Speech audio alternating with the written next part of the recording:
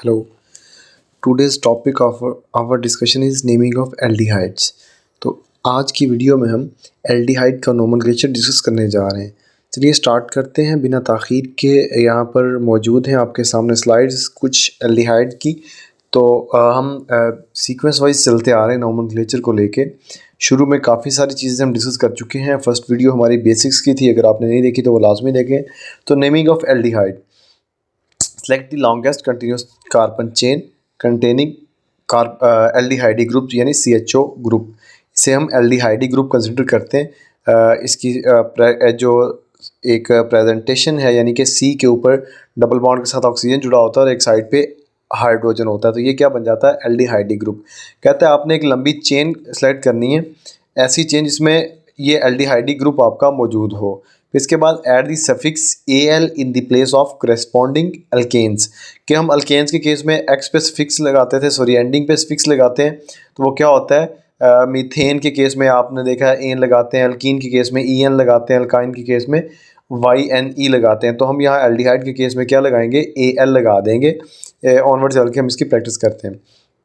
Numbering को start करते हैं एल्डिहाइडी कार्बन से, यानी नंबरिंग कहता है आपने इसलिए स्टार्ट करनी है, लेकिन आप नंबरिंग स्टार्ट करने के बावजूद अल्फ़ाबेटिक आर्डर को कंसीडर करते हैं। क्या कहता है, the numbering starts from the aldehydic carbon but the position of the aldehyde is not specified by the number 1।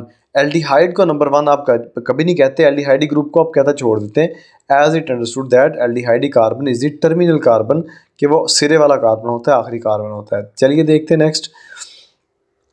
इसके बाद आपके पास कुछ एग्जांपल्स हैं। कॉमन नेम है जी इसका मैथनल, और इसको IUPAC में कहता है फॉर्मेल्डिहाइड कहते हैं। कि ये जो आपका क्या नाम है, एल्डिहाइडी ग्रुप, ये डायरेक्टली अटैच है एक हाइड्रोजन के साथ, तो ये क्या बन जाएगा, यानी कि ये वन साइड इसकी अटैच है एक हाइड्रोजन के साथ, दूसरी साइड तो इसका अपना एक हाइड्रोजन ग्रुप लगा हुआ है जो कि एल्डिहाइडी ग्रुप का अपना बेसिक है। अच्छा, इसके बाद एथनल है, कॉमन नेम है इसका। इसको IUPAC में कहता है एसिटाल्डिहाइड कहते हैं, यानी कि आपका जो आपका एल्डिहाइडी फंक्शनल ग्रुप है वो डायरेक्टली मिथाइल ग्रुप के साथ अटैच है। फिर इसके बाद पेंटानल है। रूल को वही हम फॉलो करते जा रहे हैं कि select the longest continuous chain. उसके बाद आपने चेन वो सेलेक्ट करनी होती है, सॉरी, जिसमें आपका फंक्शनल ग्रुप मौजूद है। इसमें कितने कार्बन है टोटल, 1 2 3 4। तो इसमें टोटल 4 कार्बन है, कौन से, फंक्शनल ग्रुप के बाहर बाहर। और फंक्शनल ग्रुप का जब आप मिलाएंगे तो ये कितने बन जाएंगे, 5 बन जाएंगे। तो ये पेंटेन टाइप बन गया। और चूंकि ये फंक्शनल ग्रुप इसमें कौन सा लगा हुआ है, एल्डिहाइडिक फंक्शनल ग्रुप लगा हुआ है, तो हम इसे पेंटेन के बाद पेंटानल कह देंगे। इसके बाद दी अनदर एग्जांपल इज, फिर एक ऐसी ही एग्जांपल आ गई, 1 2 3 4 5 कार्बन की लंबी चेन है बशमूल फंक्शनल ग्रुप। अब हमने नेमिंग कहाँ से करनी होती है, हमने नेमिंग फंक्शनल ग्रुप वाली साइड से ही करनी होती है।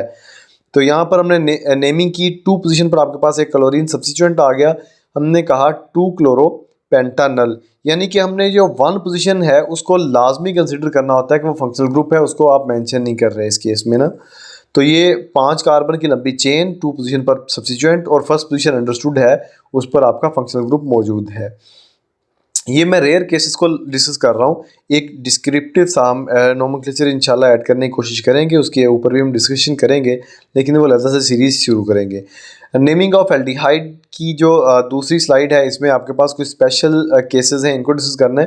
कहता है स्पेशल केस में जब टर्मिनल एल्डिहाइडी ग्रुप आ जाता है, डायरेक्टली अटैच होता है रिंग के साथ, तो आप एल्डिहाइडी की बजाय, जैसे हम एंड पे AL अटैच करते हैं, उसकी बजाय आप कार्बल का लफ्ज़ इस्तेमाल करते हैं, कार्बल्डिहाइड वगैरह का लफ्ज़ कहता है इस्तेमाल करना शुरू कर देते हैं जब टर्मिनल आ जाए। यानी कि यहाँ पर एक उसने केस दिखाया आपको साइक्लिक का, एक ही एग्जांपल हमने ली साइक्लिक की। तो इस केस में क्या आया, साइक्लोहेक्सेन तो थी एज सब्स्टिट्यूएंट, साथ हमने कह दिया साइक्लोहेक्सेन कार्बल्डिहाइड। इसके बाद ऑनवर्ड 2 एग्जांपल्स आपके पास और हैं। The 2 examples are here is the first example. इसमें ये भी रेयर केस है, यानी कि आप कह सकते हैं ऐसी एग्जांपल्स नॉर्मली नहीं आती।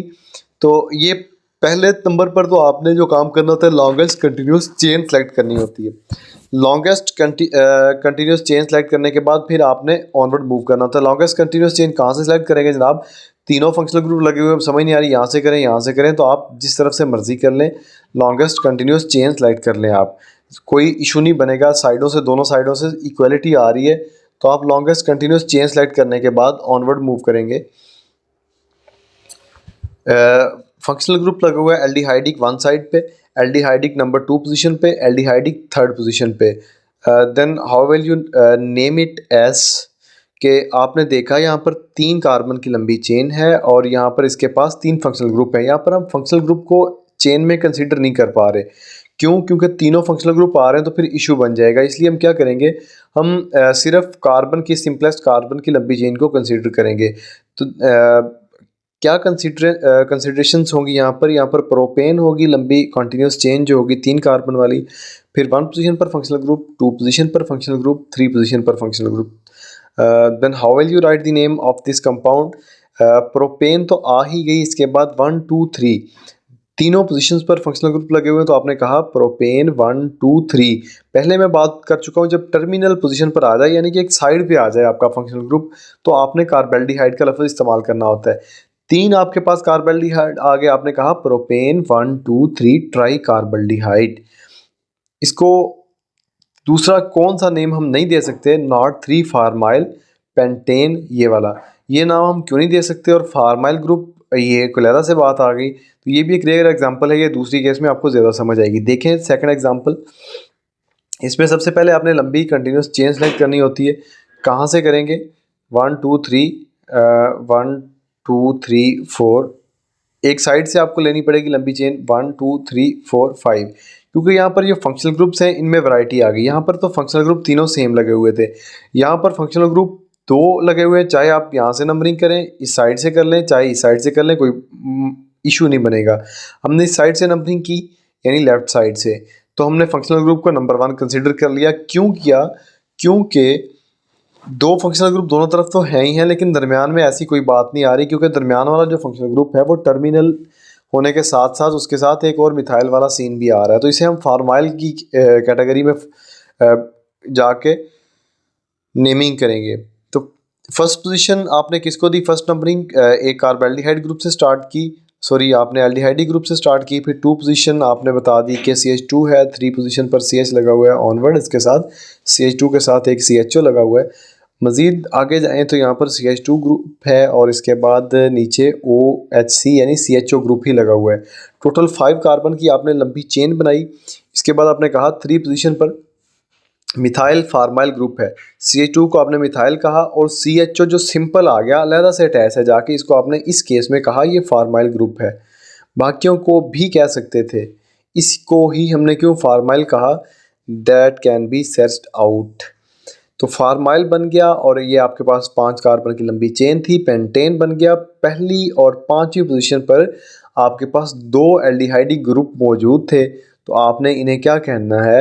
1 पोजीशन को भी मेंशन कर दिया और 5th पोजीशन को भी मेंशन कर दिया। फर्स्ट और 5th पोजीशन को मेंशन करने के साथ आपने, चूँकि 2 ये फंक्शनल ग्रुप्स लगे हुए हैं, तो आपने यहाँ पर प्रीफिक्स ऐड करना है, डाई ट्राई टेट्रा, जो हम नॉर्मल ऐड किया करते हैं, तो ये बन जाएगा dial, 3 methyl formyl pentane 1,5 dial बन जाएगा। तो ये कुछ रेयर केसेस हैं जो बहुत कम एग्जांपल्स आती हैं, उनको हमने डिस्कस किया, यानी कि टफ जो एग्जांपल्स थी, नॉर्मल एग्जांपल्स तो आम कर ही लेते हैं, जबकि हम इस लेवल पर जब पहुंचते हैं तो हमें थोड़ी सी टफ एग्जांपल्स की तरफ जाना पड़ता है। होपफुली आपको समझ आई होगी, अब तक के लिए ईजी रहा होगा। ओके, अल्लाह हाफिज़।